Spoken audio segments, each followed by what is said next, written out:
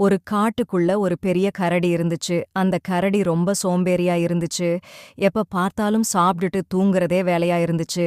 அது வாழ்ந்துகிட்டு இருந்த இடத்துக்கு பக்கத்துல ஒரு எறும்பு கூட்டம் வாழ்ந்துகிட்டு வந்துச்சு. ஒரு நாள் அந்த எறும்புங்களோட தலைவன் அந்த சோம்பேறி கரடிக்கு பாடம் புகட்ட நினைச்சிச்சு. அதனால எல்லா எறும்புகளையும் கூட்டிக்கிட்டு போய் தூங்கிக்கிட்டு இருந்த கரடிய சுத்தி நின்னுகிடுச்சு. ஒரு எறும்பு போய் கரடிய கடிக்க சொல்லுச்சு. அந்த எறும்பும் தூக்கிக்கிட்டு இருந்த சோம்பேறி கரடிய கடிச்சிச்சு. வலி தாங்காம தூக்கத்துல இருந்த கரடிக்கு பகீர்னு இருந்துச்சு. என்ன இது? எல்லா எறும்புகளும் என்ன சுத்தி நிக்குதுன்னு பயந்துச்சு. அப்பத்தான் அந்த எறும்புகளோட தலைவன் சொல்லுச்சு, இன்னைக்கு எங்கள தாண்டி நீ வெளியில போக முடியாது. உன்னோட பொந்துல இருந்து உணவ வேணும்னு சாப்பிட்டுக்கன்னு சொல்லுச்சு.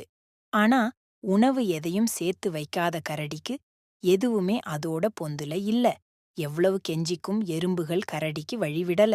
அதனால அன்னைக்கு முழுசும் பட்டினியா இருந்துச்சு. கரடி அன்னைக்கு சாயந்திரம் பசியில இருந்த கரடி கிட்ட அந்த எறும்பு தலைவன் சொல்லுச்சு, இன்னைக்கு எங்களால நீ பட்டினி கிடந்ததுக்கு எங்கள மன்னிச்சுடு. ஆனா ஒரு விஷயம் புரிஞ்சிக்க, இதே மாதிரி உன் இருப்பிடத்தை விட்டு வெளிய போக முடியாத சூழல் வரலாம். அதுக்கு நீ தயாரா இருக்கணும். அதுக்காக தான் நாங்க இப்படி செஞ்சோம். நீ சாப்பிடுற சாப்பாட்டிலிருந்து கீழ விழுகிற துணுக்குகள சாப்பிட்டு தான் நாங்க வாழ்றோம். அந்த நன்றிக்காக தான் இப்படி நடந்துக்கிட்டோன்னு சொல்லி மன்னிப்பு கேட்டுச்சு.